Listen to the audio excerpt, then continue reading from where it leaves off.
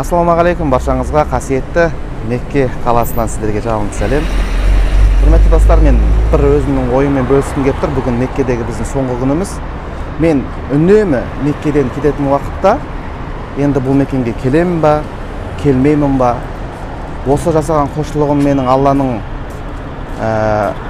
разы болатындай құлшылық болды ма, болмады ма, және Алла тағала тағы да маған осы жаққа келуді нәсіп ете ме, етпей ме деген үлкен сұрақтармен көкейімді мазалайды. Не үшін мазаламасқа? Себебі әлемде миллиондаған мұсылмандар армандайды бір нәрсені, бұл жаққа келуді, ата-анасын алып келуді. Бірақ та миллиондаған мұсылмандардың бұл арманы орындалмайды, бұл жаққа олар келе алмай кетеді. Келсе де өмірінде бір-ақ рет келеді.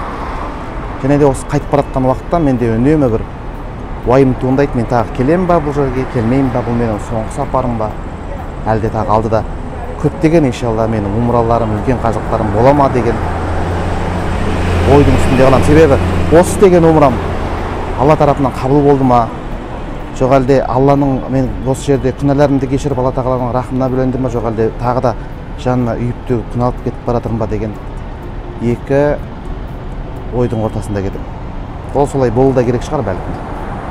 Баршаларыңызға айтарым, құрметті достар, армандаңыздар, Алладан тілеңіздер, иншалла Алла тағала дұға тілектерді қабыл етеді. Міндетті түрде бұл жаққа келесіздер. Дұға жасасаңыздар, қатты талпынсаңыздар, әрекеттенсеңіздер, міндетті түрде бұл жаққа келесіздер. Алла тағала баршаларыңызға тілерім, Алланың үйі Кағбатуллаға қонақ болуды, умра өтуді, үлкен қажылықты өтуді сіздерге баршаларыңызға нәсіп етсін. Армандаңыздар бастысы, сосын кішкентай болса да әрекетін істеңіздер, иншалла. Сонда осы мекенді өз көздеріңізбен көріп, осы жердің ауасын жұтып, иісін сезіп, осы жердің дәмін татып, қасиетті анау отырған Әл-Харам мешітінде намаздарыңызды өтіп, Қағбаны тәуап етіп, Сафа мен Мәрваның арасында сағи жасап, Арафат жазығында дұға тілеп қайтуларыңызға Алла тағала баршаңызға нәсіп етсін. Мен өзімнің қазіргі сезінген сезімімді осы мекенде сезінетін, осы умра құлшылығында, үлкен қажылық құлшылығында сезінетін сезімді әрбір бауырым сезінсе екен деп армандаймын, тілеймін, дұға етемін.